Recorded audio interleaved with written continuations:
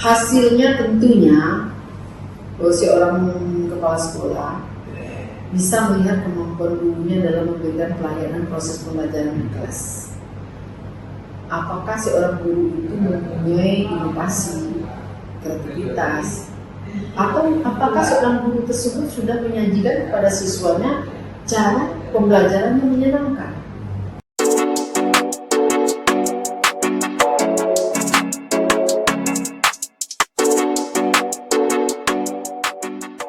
Assalamualaikum warahmatullahi wabarakatuh. Jumpa lagi dengan Bincang Asa. Kali ini ada tema yang menarik terkait dengan kualitas pendidikan di Indonesia. World Talk memberi catatan bahwa Indonesia menempati ranking 69 dari 209 negara yang dinilai. Tentu saja ini masih sangat rendah terkait dengan kualitas pendidikan di Indonesia. Kualitas pendidikan di Indonesia yang paling utama adalah terkait dengan profesionalisme guru untuk memberikan pengajaran. Untuk pengembangan profesionalisme guru ternyata dibutuhkan suatu manajemen di lingkungan sekolah yang tentu saja dalam hal ini kepala sekolah bertanggung jawab terhadap pengembangan profesionalisme guru. Kali ini Bincang Asa kedatangan tamu seorang pendidik profesional, kepala sekolah yang beberapa kali menduduki posisi kepala sekolah, yaitu Uni Yusra. Siapa nih? Alhamdulillah. Tampaknya ada kecerahan. Sudah beberapa waktu kali ini saya mendengar bahwa Uni Yusra beberapa kali menjadi kepala sekolah. 4 atau 5 kali ya Uni ya? 5 kali.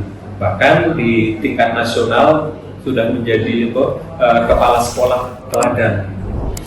Kita akan membincangkan bagaimana peran kepala sekolah dalam pengembangan profesionalisme guru di sekolahan. Sebelum kita bincang lebih jauh, kita ingin mengenal profil dari Uni dulu. Silakan Uni. Terima kasih. Assalamualaikum warahmatullahi wabarakatuh.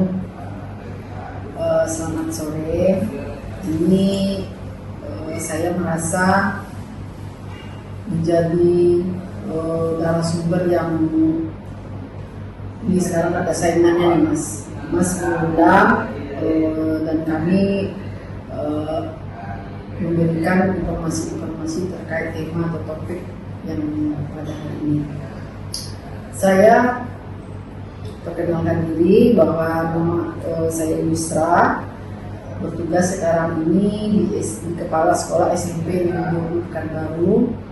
Bertugas menjadi kepala sekolah ini kurang lebih sudah masuk 13 tahun dan alhamdulillah sudah sampai ke tingkat nasional, mendapat sertifikat kepala sekolah berprestasi pada tahun 2017 dan selama bertugas alhamdulillah mengikuti event tingkat nasional yang selama sekolah tersebut dalam kepemimpinan kita. Lahir di Pekanbaru, orang tua di Pekanbaru, kuliah di Taman S2 di Universitas Negeri Padang, UNP, dan mempunyai putra putri 3 orang, dan saya bertugas di Pekanbaru di Provinsi Riau. Kita mencoba untuk masuk pada tema perbincangan kita terkait bagaimana peningkatan profesionalisme guru gitu ya. Sebenarnya kepala sekolah itu apa untuk meningkatkan peran profesionalisme guru? Di dalam Kemendikbud itu tupoksi seorang kepala sekolah itu yang pertama adalah sebagai pemimpin proses pembelajaran di sekolah. Kalau kita langsung menyentuh mutu proses pembelajaran di sekolah. Menjadi kepala sekolah itu harus mempunyai kompetensi-kompetensi, antara lain kompetensi manajerial, kompetensi sosial, kompetensi kepribadian, dan kompetensi kewirausahaan, dan kompetensi supervisi. Jadi kelima kompetensi ini harus dimiliki oleh seorang kepala sekolah dalam memimpin sekolah atau satuan pendidikan.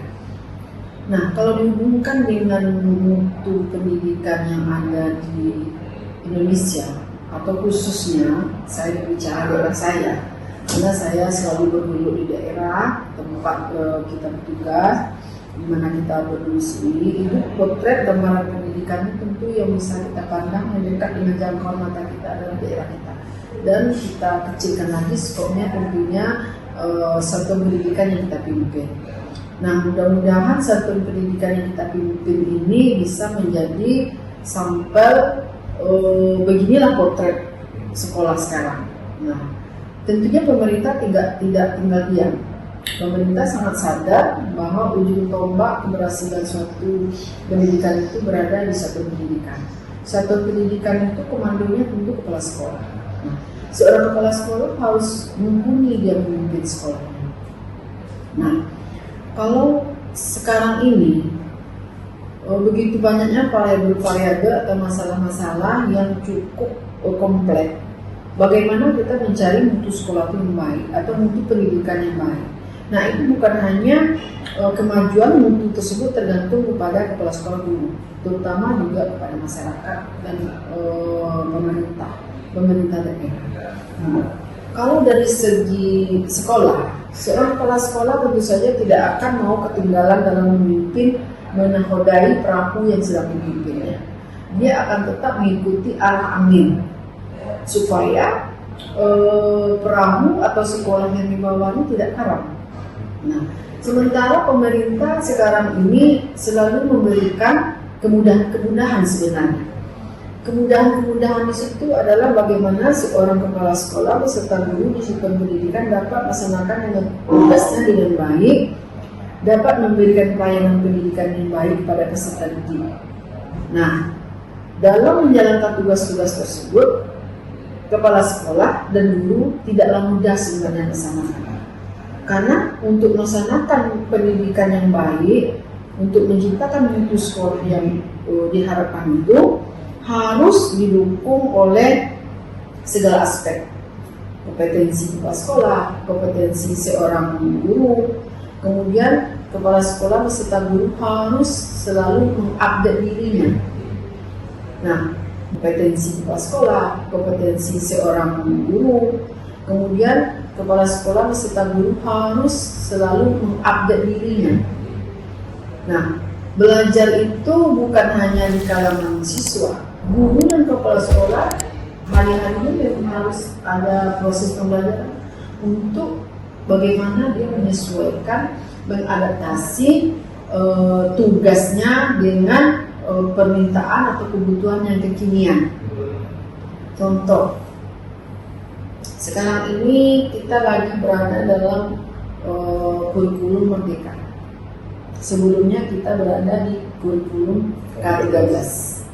Nah, sebenarnya kurikulum K13 dengan kurikulum Merdeka ini tidak jauh berbeda. Mungkin yang pengambil kebijakan kita, kurikulum 2013 ini lanjutan atau detailnya di kurikulum Merdeka ini. Nah, kami menganggapnya begitu. Pada saat ini, seorang kepala sekolah dituntut tadi untuk mampu memimpin sekolahnya itu, memberikan motivasi dan informasi kepada guru-gurunya. Nah, hal itu tidak akan bisa dilakukan oleh seorang kepala sekolah kalau kepala sekolah itu tidak membekali dirinya dengan berbagai informasi dan ilmu-ilmu tersebut. Contoh, di kurikulum Merdeka, pemerintah dan kementerian itu meluncurkan sebuah platform Merdeka Mengajar. Nah, yang kami singkat dengan PMM. Nah, di PMM tersebut banyak sekali fitur-fitur yang sangat mendukung proses dan tugas seorang kepala sekolah dan guru. Kalau kita sudah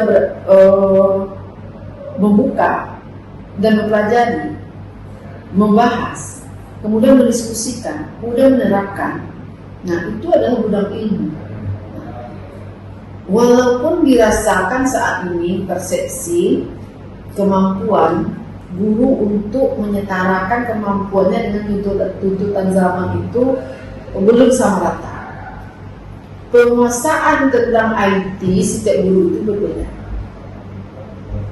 Nah, tidak bisa dipungkiri guru yang muda, guru yang pemula, atau guru yang masih dianggap masih junior, itu lebih cepat datang informasi daripada guru-guru yang sudah senior. Karena dia menguasai tadi. Saya salah sedikit gitu ya. Dalam proses melakukan observasi itu sebelum melakukan lamaran, sebenarnya teknis observasi itu bagaimana? Banyak gini. Apakah perlu ditetapkan waktunya, berapa minggu atau berapa bulan gitu? Terus tahapannya bagaimana? Berarti Mas sudah mengetahui sedikit tentang informasi bagaimana kerja guru sekarang ya. Nah, dengan yang saya ceritakan PMM tadi, di situ sudah include semuanya. Nah, contoh yang Mas singgung tentang observasi. Kalau di 2013, kurikulum 2013 itu namanya supervisi. Supervisi itu adalah suatu tindakan yang dilakukan oleh seorang supervisor atau kepala sekolah atau guru senior untuk memberikan advis tentang pengajaran kepada gurunya setelah melihat ke dalam kelas. Nah, sekarang di 2013 itu namanya observasi kelas. Observasi kelas ini yang supervisi sebulannya kita hanya dengan guru kita, dan untuk evaluasi kinerja tindak lanjut itu hanya sebatas di satuan pendidikan. Tetapi sekarang ini karena adanya berubah nama menjadi observasi kelas, itu sudah terkoneksi ke kementerian. Apa yang kita lakukan, kita programkan dan sudah kita tindak lanjuti di satuan pendidikan kita. Nah, itu bisa diakses langsung oleh atasan kita. Sekarang yang teknis, bagaimana melaksanakan observasi langkah-langkahnya? Apakah kepala sekolah langsung memerintahkan ini harus begini gitu kan? Apakah melalui dialog terlebih dahulu untuk membedah suatu masalah sekolah itu? Ya. Dengan observasi kelas ini kita itu di dalam PMM itu sudah dipatok. Misalnya, makanya seorang kepala sekolah harus selalu akses informasi. Di bulan Januari kita langsung di bulan Januari 2024 ini kepala sekolah dan dengan guru melaksanakan perencanaan. Setelah perencanaan dilaksanakan, kemudian masuk kepada bulan Februari, itu periode-periode itu sudah ada batas waktu durasinya yang sudah ditetapkan dalam aplikasi tadi. Kita hanya mengikuti. Nah, di Januari kita melaksanakan perencanaan apa-apa saja kemampuan. Perencanaan itu berapa bulan? 6 bulan ke depan. Nah, berarti setengah tahun nih. Ya. Jadi seorang guru sudah harus menuangkan rencana kerjanya 6 bulan ke depan. Itu durasinya di bulan Januari kemarin. Nah, sekarang bulan Februari seorang guru mempersiapkan dokumen-dokumen untuk diobservasi. Kenapa? Karena di bulan Maret sudah masuk. Artinya dokumen itu maksudnya data-data persoalan yang ada di dalam sekolah. Proses pembelajarannya. Nah, di bulan Maret nanti kita akan melaksanakan observasi. Nah, dalam observasi kelas ini seorang kepala sekolah tentu akan membentuk tim. Nah, tidak bisa mungkin kepala sekolah melaksanakan observasi kelas yang di tahun 2013, kurikulum 2013 itu namanya supervisi. Akan membentuk tim. Tim ini akan dibagi jadwalnya. Contoh di sekolah saya, guru berjumlah sebanyak 50 orang. Nah, 50 orang itu kadang-kadang kami membentuk tim per MGMP atau per mata pelajaran. Guru mata pelajaran PKN, di dalam kelompok mata pelajaran PKN itu siapa dianggap guru yang pantas untuk melakukan observasi kelas. artinya guru senior atau Nah, yang, guru senior. yang paling profesional Nah, terhadap guru masalah itu yang ya. dianggap mampu dan bisa diterima oleh kawan. Karena kita melaksanakan observasi kelas atau supervisi kelas ini, kita harus membuat kesepakatan dengan guru kita. Kita harus buat janji, kita harus buat wawancara dulu. Kenapa? Karena seorang guru kadang-kadang dia belum mempunyai kesiapan di hari yang kita inginkan. Jadi guru mata pelajaran yang satu lagi akan juga dicari guru di antara guru kesenian. Dianggap guru mana yang rasanya wajar, layak, dan bisa diterima oleh kawan sejawatnya untuk melaksanakan observasi kelas. Jadi jadwal itu, tugas itu sudah dibentuk dulu sebelum kita melakukan observasi kelas. Langkah berikutnya tahapan tadi kan sudah perencanaan, kemudian tahapan observasinya gitu. Ya. Di bulan Januari melaksanakan perencanaan, di bulan Februari kita mengumpulkan bahan-bahan yang akan, kan kita ceritanya kan ada PMM. Nah, jadi di dalam PMM tersebut kita akan mengupload semua dokumen bukti ajar kita. Nah, setelah itu diperoleh, kemudian melakukan Kepala sekolah menilai dulu, melihat dulu kelengkapan dokumennya. Setelah dokumen ini dirasa lengkap, baru nanti di bulan Maret kepala sekolah atau yang diberikan tugas observasi tersebut baru masuk ke dalam kelas. Jadi sebelumnya dicek dulu. Jika ada guru kurang, nanti kepala sekolah atau tim akan memanggil atau meminta kepada guru tersebut tolong lengkapi bahannya yang ini. Itu daftar kelasnya setelah masuk.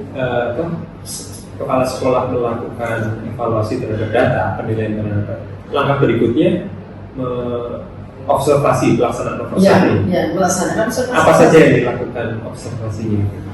Tentunya tim yang melakukan observasi ini akan masuk ke dalam kelas mengobservasi perilaku kerja bagaimana guru ini di dalam kelas dalam. Jadi praktek pengajarannya gitu. Iya. Bagaimana dia mengajar? Iya. Jadi ini kan baru tahap pemula. Kami sebagai seorang kepala sekolah dan guru di sekolah melaksanakan program ini. Ini baru diluncurkan tahun 2024 awal. Kita belum mempunyai pengalaman yang cukup untuk melakukan ini sebenarnya. Tapi kita dituntut untuk belajar. Karena pemerintah kementerian sudah mempersiapkan platform untuk belajar. Setelah itu sudah melakukan ini dari tahap observasi tersebut, itu apa yang dihasilkan dari observasi terhadap para guru? Sama dengan supervisi kelas tadi di tahun kurikulum 2013.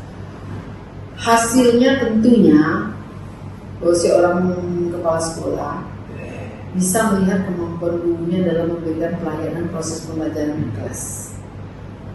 Apakah seorang guru itu mempunyai inovasi, kreativitas, atau apakah seorang guru tersebut sudah menyajikan kepada siswanya cara pembelajaran yang menyenangkan.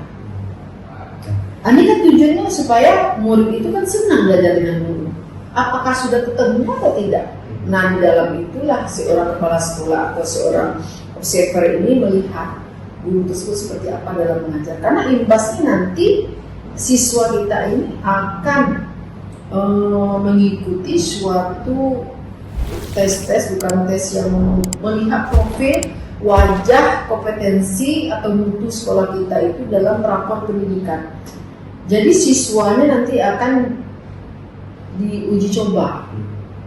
Gambaran seperti apa hasilnya nanti, itulah gambaran kompetensi guru mengajarkan kelas. Dari observasi yang dilakukan, penilaian itu, kira-kira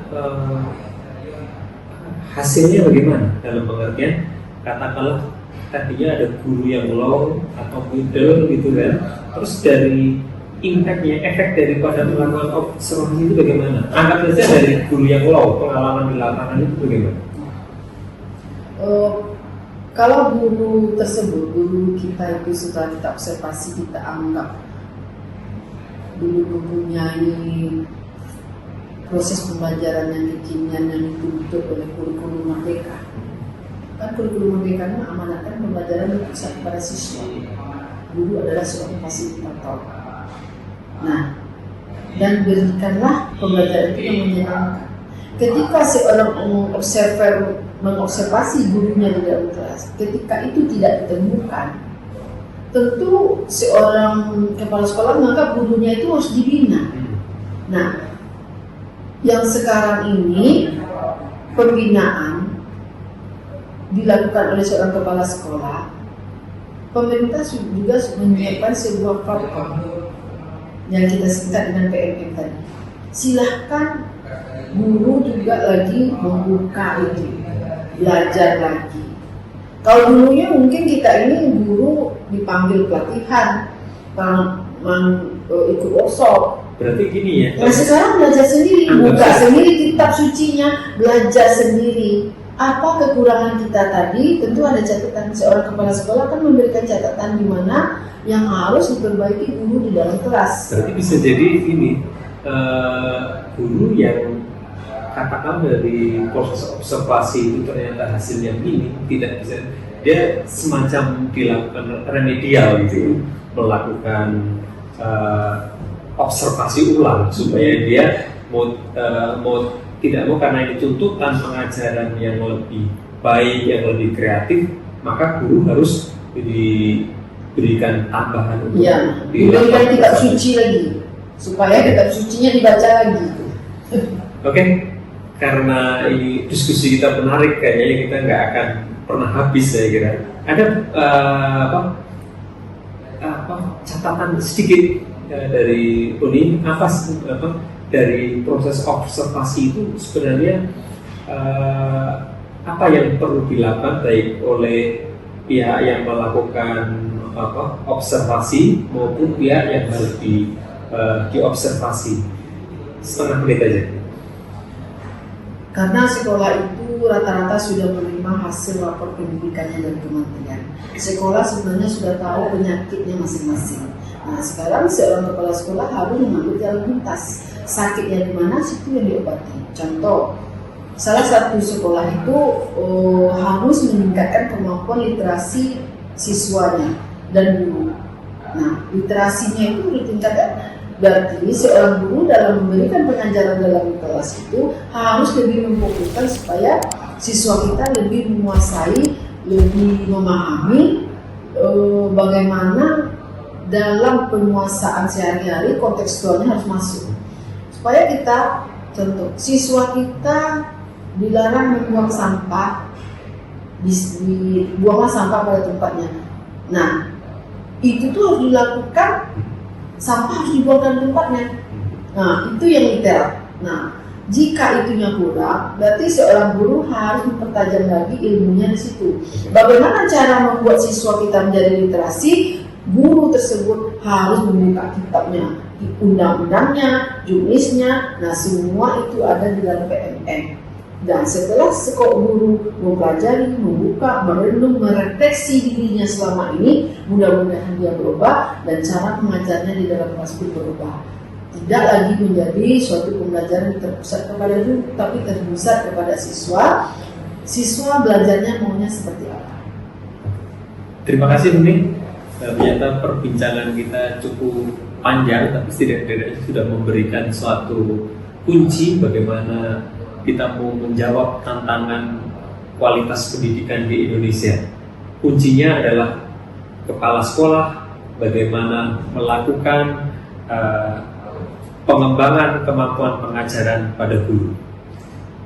Terima kasih Uni. Assalamualaikum warahmatullahi wabarakatuh. Waalaikumsalam. Kita ngopi dulu Uni.